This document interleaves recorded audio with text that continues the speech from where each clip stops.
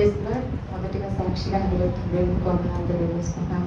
అవకాశం వచ్చిన సేవకకి కూడా వచ్చింది అందరికీ. యాక్చువల్లీ సాక్ష్యం నెక్స్ట్ వీక్ చెప్తాం అనుకున్నాను, కానీ మా బాబు బర్త్డే ఉంది నెక్స్ట్ వీక్లో. మేము ఊరు వెళ్ళిపోతున్నాము, అందుకని ఈరోజు చెప్పాలని అనుకున్నాను. సాక్ష్యం ఏంటంటే నా ప్రెగ్నెన్సీ విషయం. 2020లో మ్యారేజ్ అయితే 3 years వరకు నాకు ప్రెగ్నెన్సీ లేదు. విషయం ఏంటంటే ప్రెగ్నెన్సీ విషయంలో కొన్ని ఫైనాన్షియల్ సిచ్యువేషన్స్ వల్ల మేమే డిలే చేశాం. ఇప్పుడే వద్దులే, కొంచెం ఫైనాన్షియల్గా సెట్ అయిన తర్వాత, ఫ్యామిలీ సెటిల్ అయిన తర్వాత ప్లాన్ చేసుకోవచ్చు. కానీ ఈ 3 years కొంచెం నాకు క్యాజువల్గా తెలిసింది కదా, మ్యారేజ్ అయి 3 years అయిందంటే అందరూ క్వశ్చన్ చేసేవాళ్ళే. నాకు ఇంక ఇంట్లో ఫోర్స్ ఎక్కువ అవుతూ ఉండేది. నేనేమో కొంచెం సెటిల్ అయిన తర్వాత అనుకున్నాను, ఇంకా సత్యశ్రీకి జాబ్ వచ్చేసింది, హైదరాబాద్లో సెటిల్ అయ్యాక కూడా నన్ను ఇంట్లో బాగా ఫోర్స్ చేసేవాళ్ళు. మా విషయం ఏంటంటే మా అత్త వాళ్ళ ఇంటి తరపు నాకు ఎలాంటి ఇబ్బంది ఉండేది కాదు, కానీ మా ఇంట్లో మా మమ్మీ వాళ్ళే నన్ను ఎక్కువ ఫోర్స్ చేసేవాళ్ళు. అందరు క్వశ్చన్ చేస్తున్నారు ఏంటి అని చెప్పి. నాకేం అర్థమయ్యేది కాదు. ఇంకా 2023లో మా అన్న మ్యారేజ్ అయింది. ఆయన 3 monthsకి మా వదిన కన్సీవ్ అయింది. నాకు ఇంకా అప్పటి నుంచి మా మమ్మీ అందరూ కోడలు కన్సీవ్ అయింది, నీ కూతురు ఇంకా కన్సీవ్ అవ్వలేదని అడుగుతున్నారు, హాస్పిటల్కి వెళ్దాం రా, నువ్వు ఎందుకు రావట్లేదు అని చెప్పి అడిగేది. బాగా విసిగించేది. నాకు ఏదైనా ఫంక్షన్స్కి వెళ్ళాలన్నా ఇబ్బందిగా ఉంది. నాకు అసలు హైదరాబాద్ నుంచి మా ఇంటికి వెళ్ళాలని వెళ్ళిన ప్రతిసారి మా మమ్మీ హాస్పిటల్కి వెళ్దాం కానీ నాకు ఇంక ఇబ్బంది అనిపించేది. అట్లా అడిగి ఒకసారి మా మమ్మీ ఏమనేసిందంటే, నీ వల్ల అందరితో నేను అనిపించుకోవాల్సి వస్తుంది, నువ్వు రావచ్చు కదా అని చెప్పాను. ఇంక నాకేం అర్థం కాదు, కొంచెం సీరియస్గా చెప్పింది. నేను ఇంకా అంతే పట్టుబట్టున్నా, లేదు నువ్వు రావాలని. నేనైతే రానన్నా. సతీష్ చెప్పింది, మా మమ్మీ పూజ చేస్తున్నంటే స్టార్టింగ్లో హాస్పిటల్లో ఏమవుద్దని వాడు, తర్వాత సతీష్ కూడా నువ్వు వెళ్ళి చెక్ చేయించుకో అని చెప్పాడు. లేదు నేను వెళ్ళను అని చెప్పాను. అయితే ఇంకా స్వప్నకి 5th month వచ్చి మా ఇంట్లో ఇక్కడ హైదరాబాద్లో శ్రీమంతం చేస్తుంటే మా వదినకి మా మమ్మీ ఆ రోజు బాగా సీరియస్ అయ్యి అడిగింది. నేను ఒకటే మాట చెప్పాను, నేను చిన్నప్పటి నుంచి నేను దేవుడిని వెంబడిస్తున్నాను, నాకైతే దేవుడు కార్యం చేస్తున్నాడు అని నాకు నమ్మకం ఉంది. నువ్వు నన్ను ఫోర్స్ చేయొద్దు, నేను హాస్పిటల్లో కన్సీవ్ అయితేనే అడుగు పెడతా, లేదంటే నేను లైఫ్ లాంగ్ ఇంతే ఉంటాను క్లియర్ చెప్పేసాను. అనిపించవచ్చు ఆ దేవుడు ఏమైనా హాస్పిటల్కి వెళ్ళొద్దు అన్నాడా, మీరు చూయించుకోవద్దు అన్నాడా, టెస్ట్ చేయించుకోవద్దు అన్నాడంటే చేయించుకోవాలి. కానీ నా విశ్వాసం అది, నేను చిన్నప్పటి నుండి వెంబడిస్తూ ఉన్నాను, దేవుడు నాకు ఎందుకు చేయడని నేను అంతే ఉన్నాను. నేనుగా కన్సీవ్ అవ్వకుండా హాస్పిటల్కి అయితే నేను రాను, అయితేనే వస్తాను అని చెప్పేసాను మా మమ్మీ. కానీ సతీష్ కూడా అదే చెప్పాను. అయితే ఇంకా అట్లా చెప్పిన 1 monthకి నేను కన్సీవ్ అయ్యాను. దేవుడు ఆ రీతిగా కన్సీవ్ అవుట్ కృప చూపించాడు. కన్సీవ్ అయిన తర్వాత కూడా మరి నా విశ్వాసాన్ని బట్టి, ఎవరి విశ్వాస యొక్క ఆ స్థితిని బట్టే దేవుడు కార్యం చేస్తాడు అని నాకు అనిపించింది. నేను అంత గట్టిగా విశ్వాసం ఉంచినప్పుడు దేవుడు నా విశ్వాసాన్ని సిగ్గుపరచనీయకుండా హాస్పిటల్కి వెళ్ళకున్నానే కన్సీవ్ అవుటకు నీ కృప ఉంది. నేను చెప్పుకున్నాను, నేను నా సాక్ష్యంలో నేను పంచుకోవాలయ్యా, నేను నీ సన్నిధిలో ఎక్కడ నిలబడినా కానీ నేను హాస్పిటల్కి వెళ్ళకుండానే ప్రెగ్నెన్సీ పొందుకున్నానని చెప్పుకోవాలి ఈసయ్య అని చెప్పని అనుకున్నాను. అలానే దేవుడు 10 నెలలు కాచి కాపాడాడు. మధ్యలో స్వప్న కొంచెం ప్రాబ్లం అయ్యి అట్లా ఇదైనప్పుడు అమ్మాయికి ప్రెగ్నెన్సీలో ఫిట్స్లో వచ్చి పెరాలసిస్ వచ్చినప్పుడు నాకు కొంచెం భయం వేసింది డెలివరీ విషయంలో. మా ఇంట్లోనే ఇలా జరిగింది కదా, నా డెలివరీ ఎలా అవుతుందా ఏంటి అని. 10 నెలలు కూడా దేవుడు కాచి కాపాడాడు. ఇంకొక విషయం ఏంటంటే, చాలా మంది సేవకులు చెప్తూ ఉన్నాను, ఇజ్రాయెల్ దేశంలో స్త్రీలు ప్రెగ్నెన్సీతో ఉన్నప్పుడు బైబిల్ ఎక్కువ చదువుతారు, చెస్ ఎక్కువ ఆడతారు, అందుకే అక్కడ పిల్లలు చాలా తెలివిగల వారుగా ఉంటారు. నేను ప్రెగ్నెన్సీలో ఉన్నప్పుడు బైబిల్ స్టార్ట్ చేసేదాన్ని, సగం చదువు ఆపేసేదాన్ని, మళ్ళీ స్టార్ట్ చేసేదాన్ని. సతీష్ దేవుడి ద్వారా హెచ్చరిస్తూ ఉండేవాడు, నువ్వు చదువుతున్నావా బైబిల్. అట్లా స్టార్ట్ చేస్తే 7th 6th month వరకు నేను స్టార్ట్ చేసేదాన్ని, ఆగిపోయేదాన్ని. నేను ఎలాగైనా కానీ ఒక్కసారి నా బిడ్డకి బైబిల్ అంతా 10 months డెలివరీ అయిపోయేలోపు నా బైబిల్ అంతా చదివి నా బిడ్డకి వినిపించాలని ఆలోచన. నేను స్టార్ట్ చేసేదాన్ని, ఆగిపోయేదాన్ని. ఒకరోజు హైదరాబాద్లో సతీష్ కాల్ చేసిన, బైబిల్ చదువుతున్నావా, కంప్లీట్ చేస్తానని నాకు మాట ఇచ్చావుగా అన్నాడు. అవును కదా దేవుడు, ఎందుకు నేను కంప్లీట్ చేయలేకపోతున్నాను, నీ సహాయాన్ని నేను కోరుకుంటున్నాను, నా డెలివరీ లోపు నేను బైబిల్ కంప్లీట్ చేయాలని.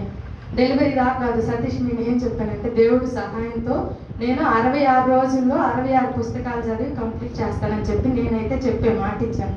కానీ నా వల్ల కాదు, ఎందుకంటే నాకు హెవీ వామిటింగ్స్ ఉండేవి, నా హెల్త్ కండిషన్ అంత ఇదిగా ఉండేది కదా. అయినా కానీ నేను దేవుడి సహాయాన్ని కోరుకొని దేవుడి కృపను బట్టి ఈరోజు ఆదికాండం చదివితే ఈరోజు నేను ఆదికాండం చదివి వినిపించాను అని చెప్పి సతీష్కి మెసేజ్ చేస్తున్నాను. అట్లా దేవుడు 66 రోజుల్లో 66 పుస్తకాలు చదివి 66 రోజుల్లో బైబిల్ కంప్లీట్ చేయడానికి కృపనిచ్చాడు. జనరల్గా అయితే అది ప్రెగ్నెన్సీ లేజినెస్ ఉంటుంది, పడుకోవాలనిపిస్తుంది, అందులోనూ నాకు వామిటింగ్స్ ఉన్నాయి, నా హెల్త్ కండిషన్ అసలు సరిగానే ఉండేదే కాదు. అలాంటి సిచ్యువేషన్లో కూడా బైబిల్ కంప్లీట్ చేయడానికి దేవుడు కృపనిచ్చాడు. అలాగే ఇంకా రేపు పొద్దున్న డెలివరీ అనగా ఈ రోజు అయితే డాక్టర్తో సతీష్ ఏమో నాకు నార్మల్ డెలివరీ కావాలి, పెయిన్స్ వచ్చేదాకా వెయిట్ చేద్దామన్నాడు. ఆవిడేమో లేదు పెయిన్స్ రావట్లేదు, పెయిన్స్కి ఇంజెక్షన్ ఇచ్చేస్తాను,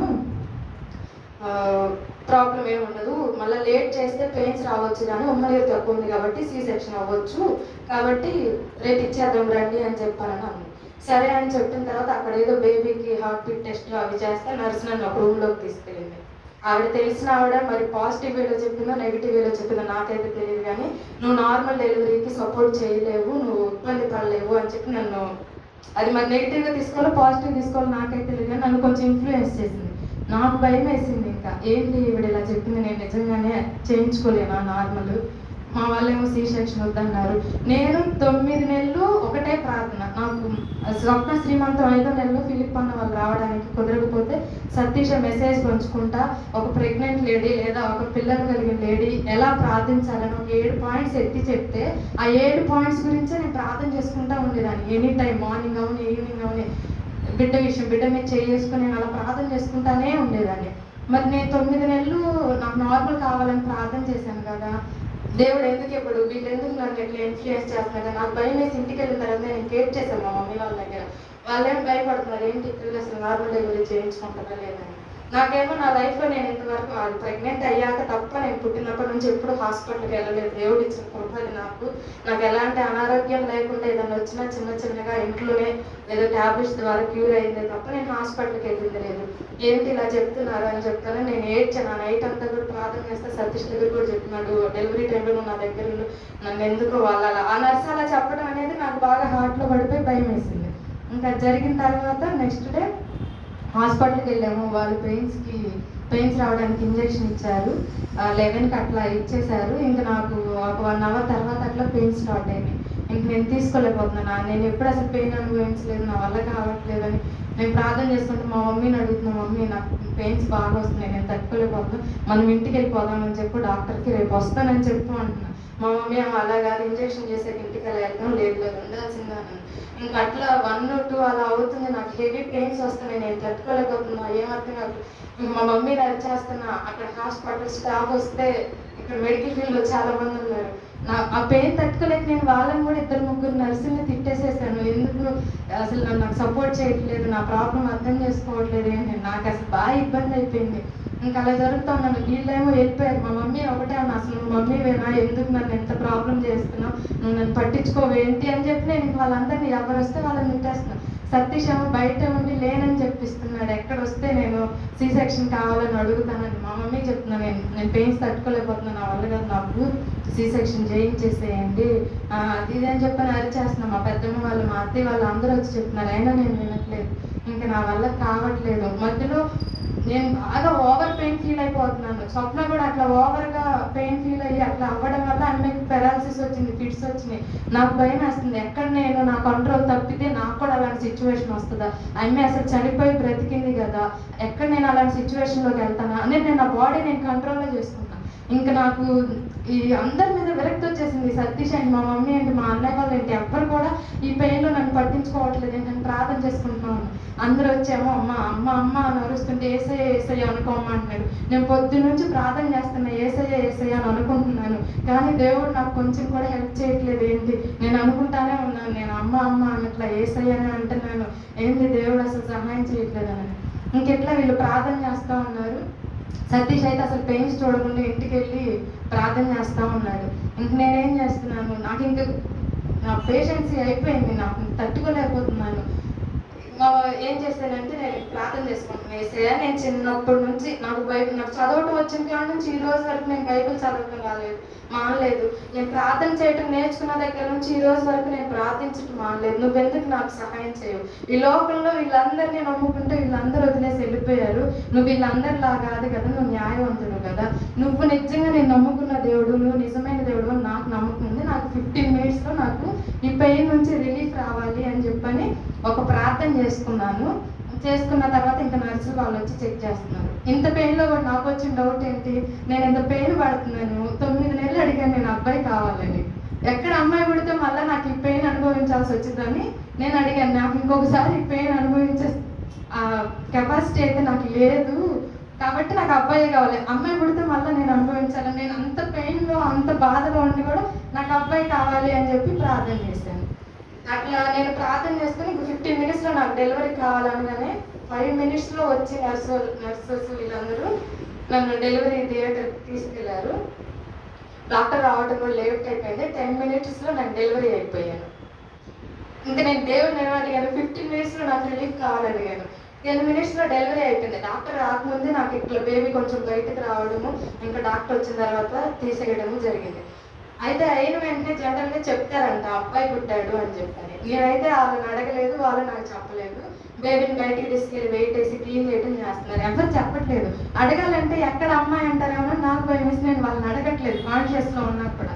ఇంకప్పటి వరకు ఉన్న ఒక హెడ్ నర్స్ వచ్చి దాని వరకు మమ్మల్ని తిట్టావుగా, అబ్బాయి పుట్టాడుగా, హ్యాపీగా ఫీల్ అవ్వు అని చెప్పాను. ఆ పానీల దేవుడా ఎట్లాగా అంటే నేను నార్మల్ డెలివరీ కావాలని విశ్వాసం ఉంచినప్పుడు దేవుడు దాన్ని సిగ్గుపరచలేదు, అబ్బాయి కావాలని విశ్వాసం ఉంచినప్పుడు దాన్ని సిగ్గుపరచలేదు. హాస్పిటల్కి వెళ్ళను అని నేను మొండి పెట్టుకొని కూర్చున్నాను. అంటే నేనేదో మొండిదాన్ని కాదు, కానీ నా దేవుడు గొప్పవాడు, నాకు కార్యం చేస్తాడు అని చెప్తే నేను విశ్వాసం ఉంచినప్పుడు దేవుడు నా ఏ విశ్వాసాన్ని కూడా సిగ్గుపరచనీయకుండా నార్మల్ డెలివరీ ఒకటికి అబ్బాయిని పొందుకుంటూ కృప చూపించాడు. తర్వాత డెలివరీ అయిన సెకండ్ డే చూస్తే బాబుకు కొంచెం డెలివరీ విషయంలో ఏదో ఇష్యూ అయ్యి రైట్ సైడ్ కొంచెం తల లావుగా ఉంది. అది మా వాళ్ళు ఆ రోజు చూడలేదు అనుకుంటా వీళ్ళు. మా మమ్మీ వాళ్ళు సెకండ్ డే చూశారు. ఇంకా డాక్టర్ని అడిగితే ఏం ప్రాబ్లం ఉండదులే అని చెప్పన్నారు. డిశ్చార్జ్ చేశారు, అయిపోయింది. ఇంటికి వెళ్ళిన తర్వాత మళ్ళీ ఇంట్లో వాళ్ళందరికీ అదొక షాక్, ఏంటి బాబుకి ఇట్లాగా తల లావుగా ఉంది ఎందువల్ల అని చెప్పేసరికి గూగుల్లో సెర్చ్ చేసి ఎవరైనా స్పెషలిస్ట్ ఉన్నారో చూపిద్దాం అనుకున్నాం, కానీ ఆగిపోతా ఉన్నాం. ఎందుకు మనం దేవుడి మీద విశ్వాసం ఉంచుదాంలే అని దేవుడు ఆ విషయంలో కూడా కార్యం చేసి చూపించాడు. ఇంకొక విషయం ఏంటంటే ప్రార్థన చేసుకునేటప్పుడు ఒక సేవకుని బుక్ చదివాను. ఏదన్నా మనకు కావాల్సి వచ్చినప్పుడు ఏ పోలికలతో కావాలి, ఎలా కావాలి అని అడిగితే దేవుడు అనుగ్రహిస్తాడు అని. నేను ఎవరైనా చక్కగా ఉన్న పిల్లల్ని చూసినప్పుడు అబ్బాయి ఇలాంటి పిల్లలు మనం పుడితే బాగుండు, లేదా ఫోన్లో వాల్ పేపర్స్లో చూసినప్పుడు ఇట్లాంటి పిల్లలు పుడితే బాగుంటుంది కదా అని చెప్పని. నాకు మరి అందరికి అనిపించిందో లేదో కానీ మా బాబుని చూసినప్పుడల్లా నేను దేవుడు ఏ రూపంలో అయితే నాకు కావాలని నేను అడిగానో అదే రూపంలో నా విశ్వాసాన్ని లేదా నా నమ్మకాన్ని నా ప్రార్థన వ్యర్థం చేయకుండా దేవుడు ఆ రూపంలో నా బాబుని పుట్టించాడు. 11 నెలలు కాచి కాపాడు. ఇప్పుడు 12వ నెల. ఈ మంత్ 23rd బాబు బర్త్డే ఉంది. బర్త్డే మంచిగా జరగాలని మేము ప్రార్థనలో జ్ఞాపకం చేసుకుని దేవుడి గొప్ప సాక్ష్యాన్ని దీవించి ఆశీర్వదించుకుంటాం. ఆమేన్.